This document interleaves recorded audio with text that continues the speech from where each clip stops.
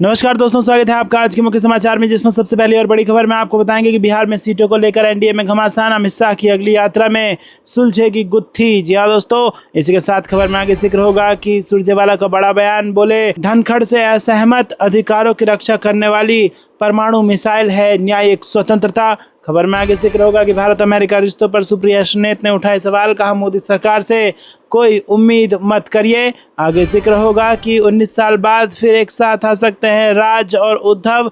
राज ठाकरे ने कहा मतभेद छोटी, महाराष्ट्र बड़ी बात। उद्धव बोले मेरी तरफ से झगड़ा नहीं। और इसी के साथ आगे आपको बताएंगे कि तमिलनाडु दिल्ली के सामने नहीं झुकेगा, सीएम स्टालिन ने मोदी सरकार को फिर दिखाई आंख, अमित शाह से को कही है बड़ी बात। और इसी के साथ खबर में आगे जिक्र होगा कि जगदीप धनखड़ के सुप्रीम कोर्ट पर न्यूक्लियर मिसाइल वाले बयान पर कपिल सिब्बल का 1975 वाला अटैक। दोस्तों, हर एक खबर की गहराई में आपको ले जाएंगे, लेकिन उससे पहले अगर आप भी खुलकर सुप्रीम कोर्ट का समर्थन करते हैं और मानते हैं कि सुप्रीम कोर्ट ने जो कदम उठाया है वो एकदम सही कदम है, तो कमेंट में अपनी राय जरूर बताइए, हाँ या ना में अपनी राय बताइए, और वीडियो को ज्यादा से ज्यादा लाइक करके शेयर कीजिएगा। दोस्तों, रुक करते हैं सबसे पहली और बड़ी खबर की तरफ, जो कि बिहार से आ रही है। बिहार में सीटों को लेकर एनडीए में जबरदस्त घमासान चल रहा है और अमित शाह की अगली यात्रा में इसकी गुत्थी सुलझ सकती है। जी हाँ दोस्तों, कांग्रेस आरजेडी की अगुवाई वाली महागठबंधन बिहार में सीटों के तालमेल और नेतृत्व के मुद्दे पर मंथन कर रहा है, लेकिन भाजपा और जेडीयू की अगुवाई वाले एनडीए खेमे में भी सीटों और नेतृत्व को लेकर कम घमासान नहीं है। सभी दल अपने लिए ज़्यादा सीटों की दावेदारी कर रहे हैं और हम पार्टी के नेता जीतन राम मांझी ने किसी से विचार विमर्श से पहले ही एक सीट पर अपने एक उम्मीदवार के नाम की घोषणा कर भाजपा नेतृत्व को परेशान कर दिया है। ऐसे में इस बार बिहार विधानसभा चुनाव में सभी घटक दलों को संतुष्ट करते हुए सीटों पर तालमेल बिठाना अमित शाह के लिए काफ़ी पेचीदा साबित होने वाला है। भाजपा सूत्रों के अनुसार प्रधानमंत्री नरेंद्र मोदी कुछ ही दिनों में होने वाली अपनी बिहार यात्रा में राज्य को कई बड़ी सौगात देने वाले हैं और इसके बाद गृह मंत्री अमित शाह का दौरा तय है और इस दौरे में वह एनडीए के सहयोगी दलों से बैठक कर सीटों पर तालमेल को लेकर बातचीत कर सकते हैं। गृह मंत्री ने अपनी पिछली यात्रा के दौरान भी पटना में सहयोगी दलों के नेताओं से बातचीत की थी। रुक करते हैं अगली ब्रेकिंग न्यूज की तरफ। सुरजेवाला का बड़ा बयान, बोले धनखड़ से है असहमत अधिकारों की रक्षा करने वाली परमाणु मिसाइल है न्यायिक स्वतंत्रता। जी हाँ दोस्तों, कांग्रेस महासचिव रणदीप सुरजेवाला ने न्यायपालिका को लेकर उपराष्ट्रपति जगदीप धनखड़ द्वारा की गई टिप्पणी से शुक्रवार को असहमति जताई और कहा कि न्यायिक स्वतंत्रता सत्ता में बैठे लोगों के मनमाने कार्यों और निर्णयों के खिलाफ लोगों के अधिकारों की रक्षा करने के लिए वास्तव में एक परमाणु मिसाइल है। उन्होंने ये भी कहा कि भारत के लोकतंत्र में कोई संवैधानिक पद नहीं बल्कि संविधान सर्वोच्च है। राज्यसभा के सभापति धनखड़ ने बृहस्पतिवार को न्यायपालिका द्वारा राष्ट्रपति के निर्णय लेने के लिए समय सीमा निर्धारित करने और सुपर संसद के रूप में कार्य करने को लेकर सवाल उठाते हुए कहा था कि उच्चतम न्यायालय लोकतंत्र ताकतों पर परमाणु मिसाइल नहीं दाग सकता। उन्होंने उच्चतम न्यायालय को पूर्ण शक्तियां प्रदान करने वाले संविधान के अनुच्छेद 142 को न्यायपालिका को 24 घंटे उपलब्ध लोकतांत्रिक ताकतों के खिलाफ परमाणु मिसाइल करार दिया। सुरजेवाला ने एक्स पर पोस्ट किया कि मैं माननीय उपराष्ट्रपति का उनकी बुद्धिमत्ता और वाकपटुता दोनों के लिए बहुत सम्मान करता हूं, लेकिन मैं उनके शब्दों से ससम्मान असहमत हूं। उन्होंने कहा कि राज्यपालों और राष्ट्रपति की शक्तियों पर संवैधानिक बंधन लगाने वाला उच्चतम न्यायालय का निर्णय सामयिक, सटीक, साहसी और इस धारणा को दुरुस्त करता है कि उच्च पदों पर रहने वाले लोग अपनी शक्तियों के उपयोग में किसी भी बंधन या नियंत्रण और संतुलन लगाने से ऊपर हैं। दोस्तों, राज्यसभा सदस्य ने कहा कि हमारे लोकतंत्र में भारत का संविधान ही सर्वोच्च है और कोई भी कार्यालय, चाहे वो राष्ट्रपति या प्रधानमंत्री या राज्यपाल का हो, इतना ऊंचा नहीं है कि वो संवैधानिक औचित्य के दायरे से ऊपर हो जाए। तो दोस्तों, क्या आप भी इस बात का खुलकर समर्थन करते हैं और आप भी सुप्रीम कोर्ट का खुलकर समर्थन करते हैं और मानते हैं कि सुप्रीम कोर्ट ने सही किया? कमेंट में अपनी राय जरूर बताइए कि सही किया कि गलत किया और वीडियो को लाइक जरूर कीजिएगा। रुक करते हैं अगली ब्रेकिंग न्यूज की तरफ। भारत अमेरिका रिश्तों पर सुप्रिया श्रीनेत ने उठाए सवाल, कहा मोदी सरकार से कोई उम्मीद मत करिए। जी हाँ दोस्तों, कांग्रेस नेता सुप्रिया श्रीनेत ने मोदी सरकार पर निशाना साधा है और कहा कि अमेरिका ने 327 अंतर्राष्ट्रीय छात्रों का वीजा रद्द किया, जिसमें से आधे से ज़्यादा भारतीय हैं। 30 अमेरिकन यूनिवर्सिटीज़ ने करीब 10,000 भारतीय छात्रों को ऑफर लेटर देने के बाद एडमिशन कैंसिल कर दिया। ऑस्ट्रेलिया ने हमारे यहाँ के 5 राज्यों से छात्रों पर प्रतिबंध लगाया। दोस्तों, आपको बता दें कि दुनिया के 100 सबसे प्रभावशाली लोगों की सूची में एक भी भारतीय शामिल नहीं है, लेकिन प्रधानमंत्री मोदी जी को भी यहाँ पर शामिल नहीं किया गया। सुप्रिया ने कहा कि दोस्त बुला बुलाकर अमेरिका हम पर टैरिफ ठोके जा रहा है, कौन सा डंका बज रहा है भाई, सरकार से कोई अपेक्षा मत कीजिए। उन्होंने कहा कि हाउडी मोदी, नमस्ते ट्रंप, अब अब की बार ट्रंप सरकार सब तो किया था लेकिन कुछ काम नहीं आया। भक्तों को अब कमान अपने हाथ में लेनी पड़ेगी। जैसे ट्रंप की जीत के लिए यज्ञ किया था, अब एक अमेरिका में हमारे छात्रों के लिए भी यज्ञ कीजिए। रुक करते हैं अगली ब्रेकिंग न्यूज़ की तरफ। राज ठाकरे ने कहा मतभेद छोटी, महाराष्ट्र बड़ी बात। उद्धव ठाकरे बोले मेरी तरफ से कोई झगड़ा नहीं, 19 साल बाद फिर एक साथ आ सकते हैं राज और उद्धव। जी हाँ दोस्तों, महाराष्ट्र में उद्धव ठाकरे और राज ठाकरे एक बार फिर एक साथ आ सकते हैं। महाराष्ट्र नवनिर्माण सेना चीफ राज ठाकरे ने शनिवार को इस बात का संकेत दिया। राज ठाकरे ने कहा कि हमारे बीच राजनीतिक मतभेद हैं, विवाद हैं, झगड़े हैं, लेकिन ये सब महाराष्ट्र के आगे बहुत छोटी चीज़ है। महाराष्ट्र और मराठी लोगों के हित के लिए साथ आना कोई बहुत बड़ी मुश्किल बात नहीं है। राज ठाकरे ने अभिनेता और निर्देशक महेश मांजरेकर के यूट्यूब चैनल पर ये बातें कही। महेश मांजरेकर ने राज से उद्धव के साथ गठबंधन पर सवाल किया था और इस पर राज ठाकरे ने कहा कि किसी बड़े मकसद के आगे हमारे बीच की लड़ाइयाँ छोटी हैं। इधर उद्धव का भी रिएक्शन आया है। उन्होंने कहा कि मेरी तरफ से कभी कोई झगड़ा नहीं था। राज ने शिवसेना में उद्धव को उत्तराधिकारी घोषित करने के बाद 27 नवंबर 2005 को पार्टी से इस्तीफा दे दिया था। इसके बाद अपनी पार्टी महाराष्ट्र नवनिर्माण सेना बनाई थी और तब दोनों के बीच रिश्ते अच्छे तब से नहीं हैं। रुक करते हैं अगली ब्रेकिंग न्यूज़ की तरफ।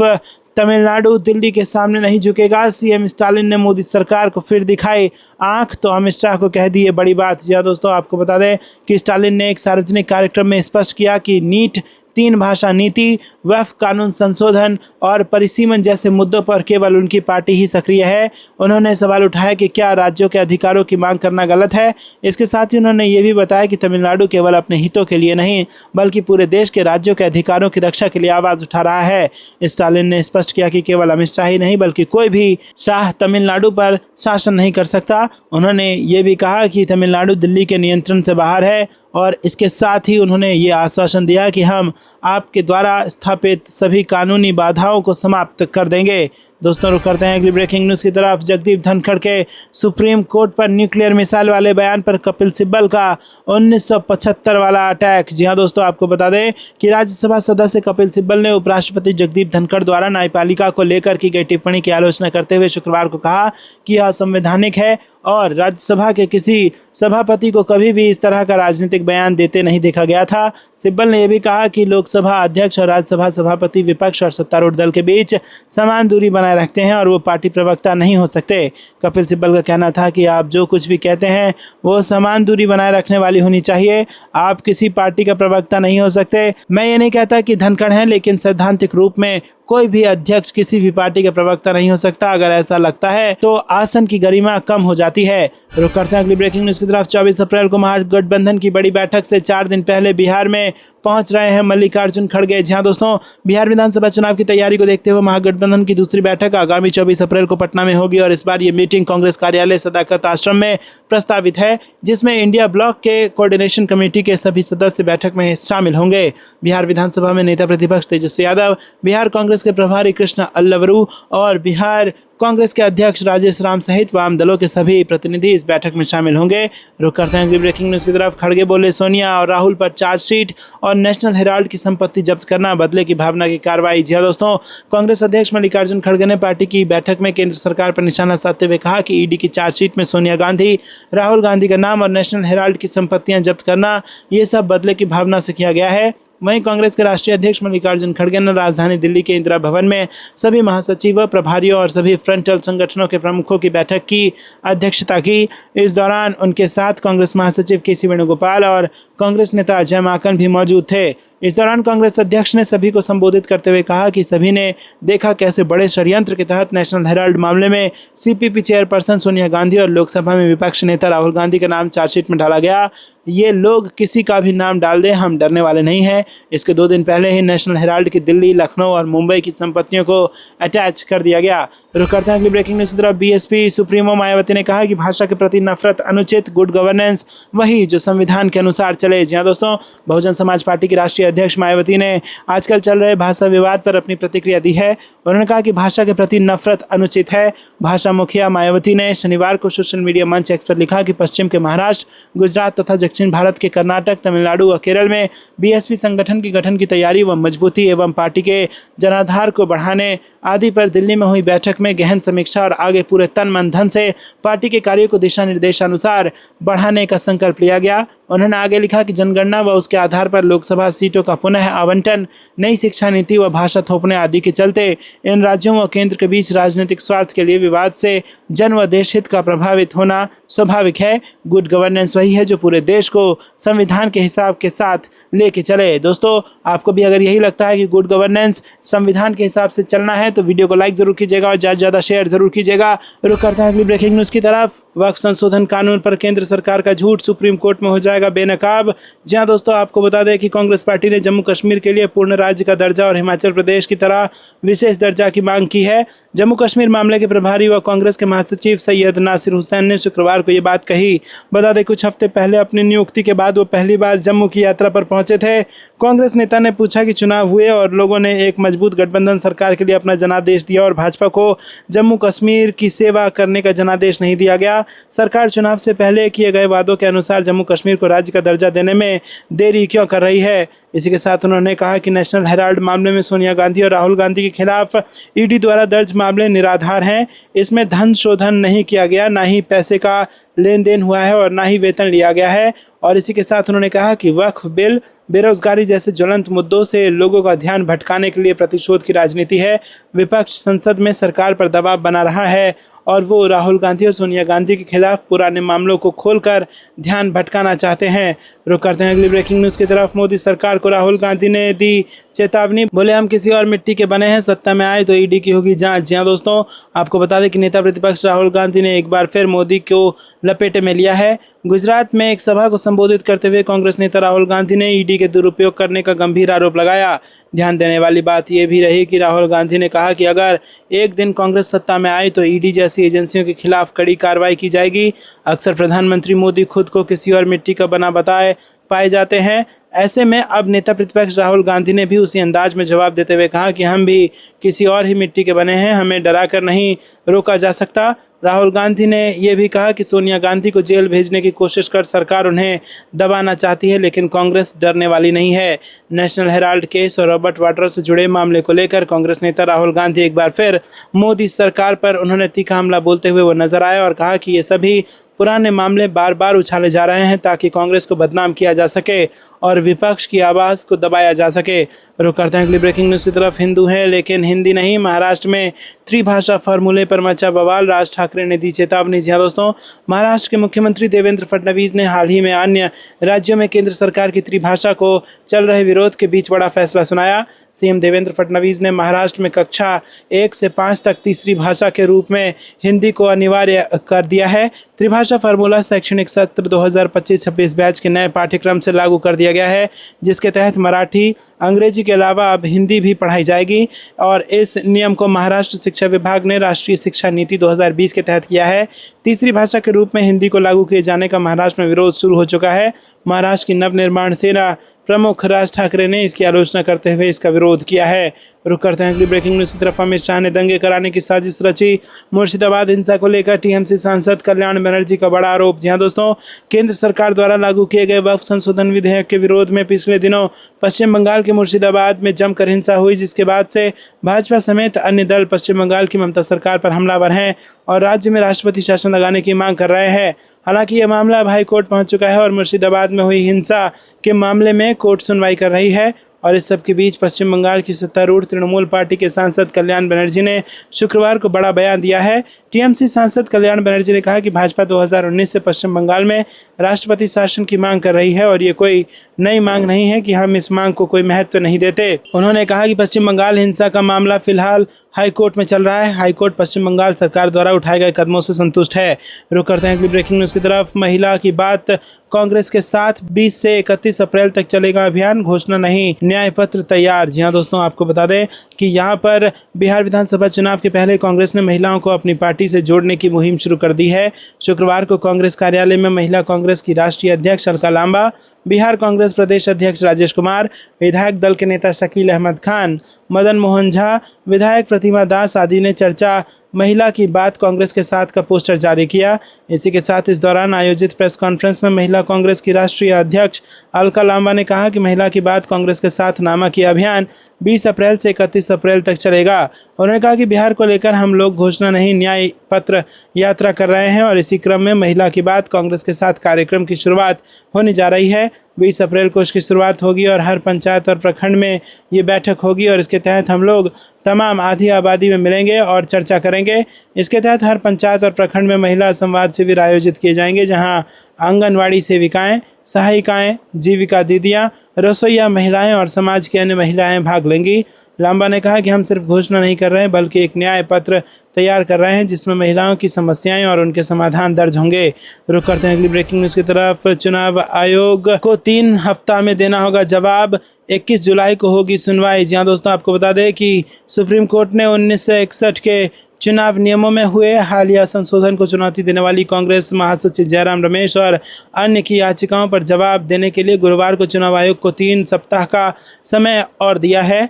प्रधान न्यायाधीश संजीव खन्ना और जस्टिस संजय कुमार की पीठ ने जयराम रमेश की याचिका पर 15 जनवरी को केंद्र सरकार और चुनाव आयोग को नोटिस जारी कर जवाब मांगा था। श्यामलाल पाल और कार्यकर्ता अंजलि भारद्वाज की भी 2 ऐसी ही याचिकाएं लंबित हैं। निर्वाचन आयोग की ओर से पेश वरिष्ठ वकील मनिंदर सिंह ने जवाब दाखिल करने के लिए 3 और सप्ताह का समय मांगा है। दोस्तों रुक करते हैं अगली ब्रेकिंग न्यूज़ की तरफ। हम संविधान तो कुछ लोग मन विधान से चलना चाहते हैं, अखिलेश यादव का बयान। दोस्तों आपको बता दें कि अखिलेश यादव ने कहा कि नेताजी हमारे बीच में नहीं है, लेकिन उन्होंने विरासत में जो हम लोगों को समाजवाद दिया है और समाजवादी आंदोलन दिया है, हम सभी समाजवादियों की जिम्मेदारी है कि हम लोगों की अगले कई वर्षों तक उस आंदोलन को ले जाने की जिम्मेदारी है।